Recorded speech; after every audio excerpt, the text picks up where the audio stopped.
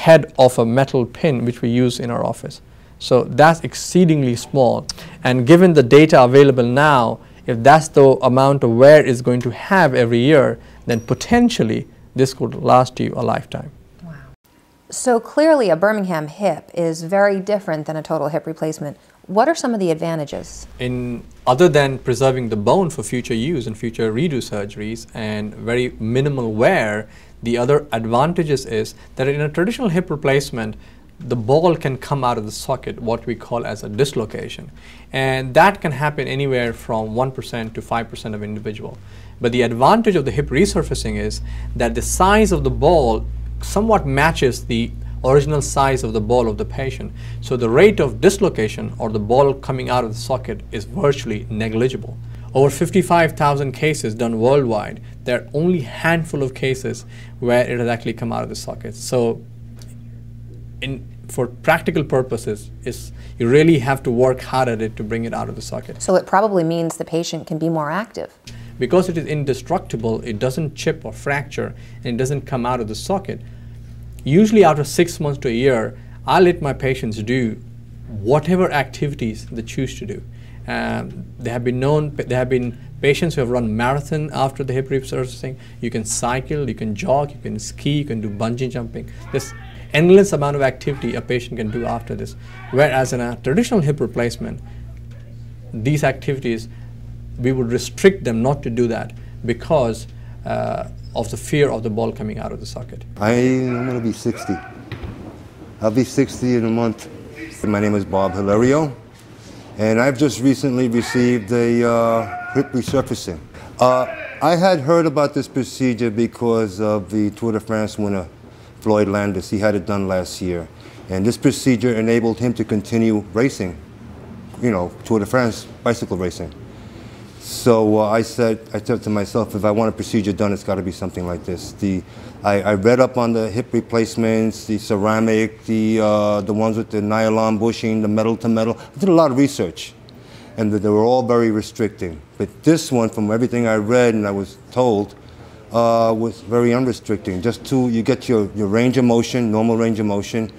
And as I found out, I do have my total range of motion. I can kick better than I could before. I can do everything better than I did before.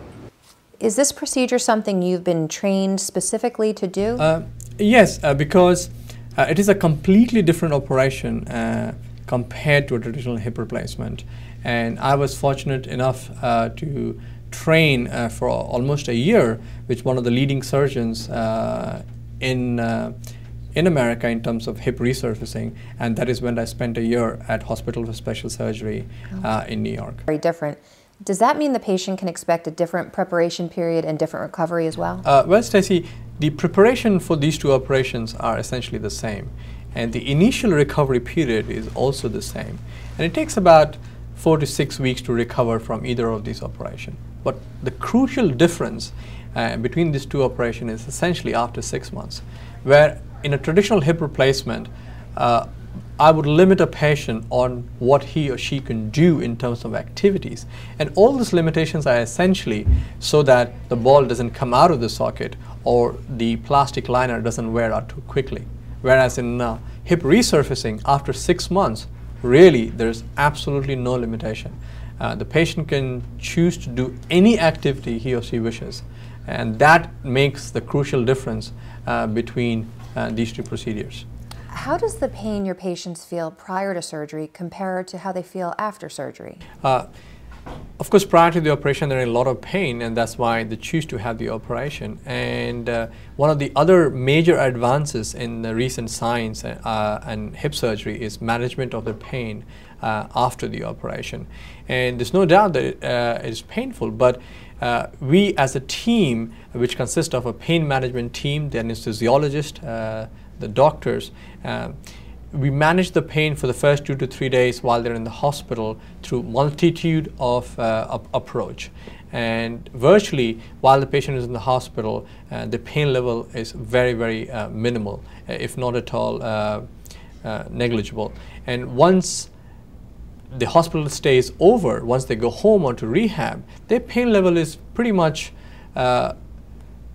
to that level that it can be controlled by simple oral medications. And the great thing about hip surgery or hip resurfacing is after 3 to 4 weeks, majority of the patients don't have any pain whatsoever once the initial pain of the surgery itself has healed up.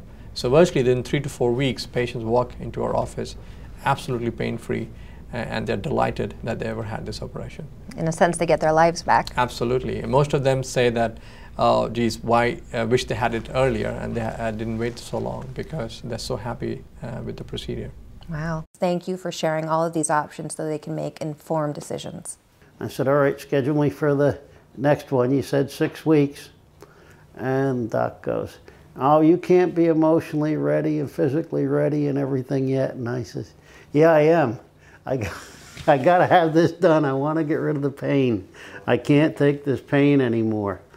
And went right through it again. The nurses and everything in the hospital couldn't believe I was back already.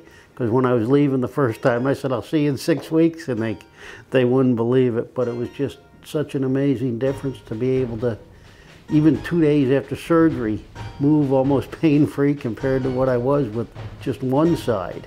But this feels like the normal thing. I feel nothing. I feel as if nothing took place. I just feel like I gained like 30 years. I went back in time. We hope this was an informative first step in your process of becoming pain-free. Visit our website for even more information, and have a healthy day. Please remember the information on this program is for educational purposes only and should not be used to make a decision on a condition or a procedure. All decisions should be made in conjunction with your surgeon and your primary care provider.